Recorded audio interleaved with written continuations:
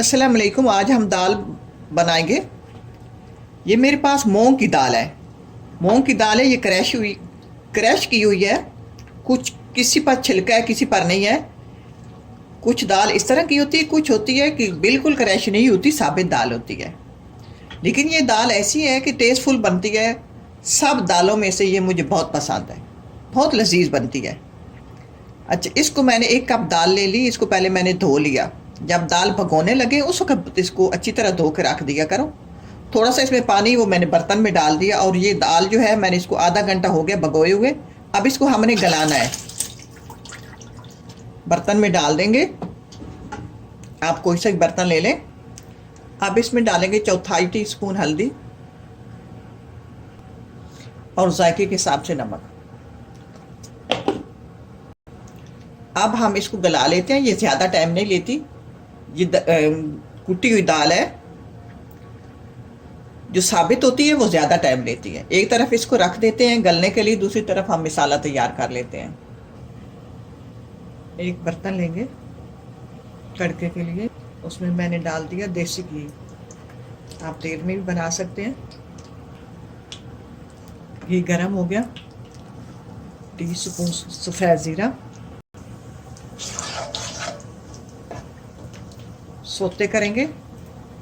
उसके बाद हम लहसुन अदरक का पेस्ट डालेंगे। लहसुन अदरक का कच्चापन दूर हो गया। अब मैंने चूल्हा बंद कर दिया। अब डालेंगे मसाले।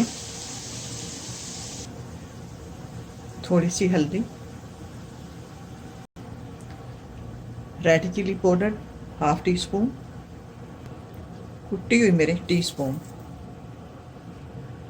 थोड़ा पानी डाल के फ्राई करेंगे।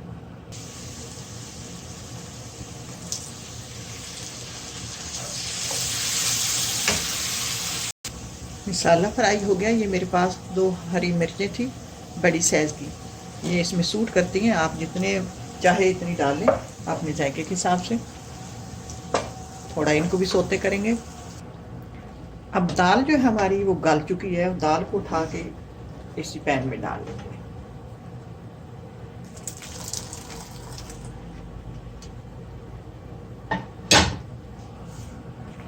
अब डालेंगे टीस्पून गरम मसाला। यहाँ अब इसको 2 से 3 मिनट देंगे। अब इस मौके पे नमक मिर्च सेट कर लें। अब डालेंगे सब्ज़ धनिया। सब्ज़ धनिया इसमें सूट करता है, ज़्यादा जाएगा। अब ये तैयार है। नान, रोटी, बॉयल चावल के साथ बहुत लजीज और मज़े की होती है। ट्राई करना।